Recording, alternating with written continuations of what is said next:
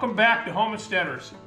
Today we're going to try to make a little reindeer out of some scrap 2x4 material. So it's just standard construction grade 2x4 scrap. So this is a good way to use up some of your scrap and a fun little project on the bandsaw. Yeah, all we have to do is trace out a little pattern onto your 2x4. These patterns are all over the internet, many different types. I don't have one available to pass along right now, but they're easy to find on the internet. So, okay, what we're going to do is we're going to take this scrap 2x4. This is 7 5/8 long, just a standard construction scrap 2x4. So what I'm going to do is I've got a little template here that I cut, and I am going to trace this out.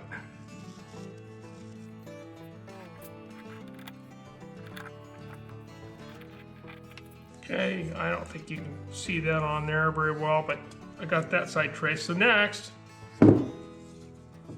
that's the side of the animal, actually like this. So that would be the side of it. So this is going to be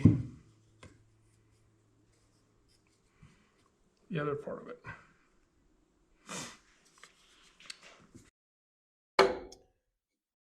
Okay, the easiest way to cut this, I found, is to start with the edge first. So we'll do that. I have a 3/16 blade in here, and it's a 4 teeth per inch. So here we go.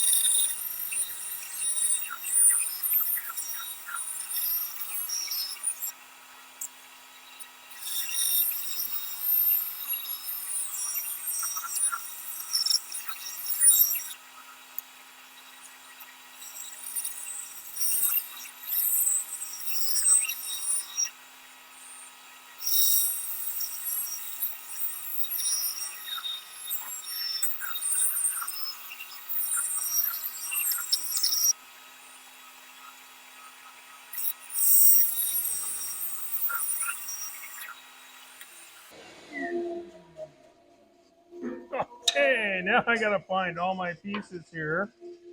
And I'll show you why. Because we want to take and put all our pieces back in here so we can cut our face.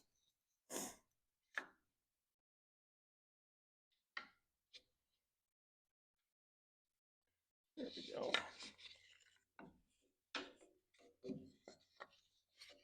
Got these pieces back in here so you have your pattern to follow. Okay, so what helps is to take a little bit of painter's tape here and help hold these pieces together while you get this cut out.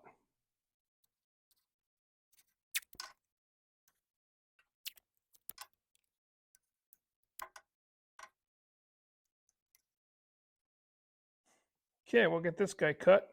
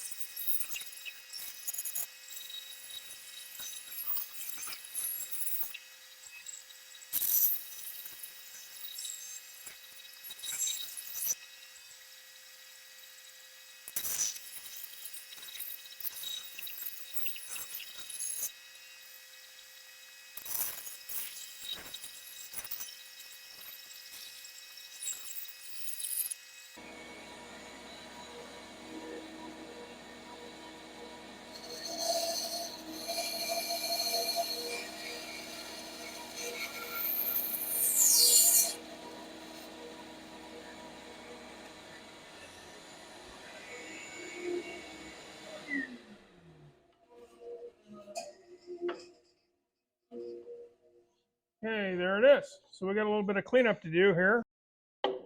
Okay, we're going to take this over and put it on a spindle sander. Use that guy to kind of round things off. Get in here, kind of get some good sanding done here. Narrow the nose a little bit. Just do a little touching up, make it look a little more 3D. So we'll go do that.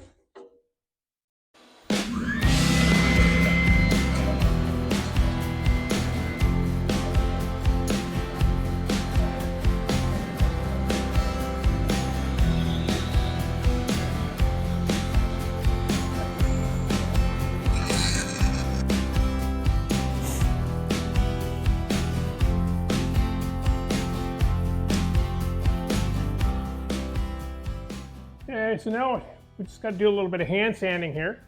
Then we'll put a finish on it. A little more shaping.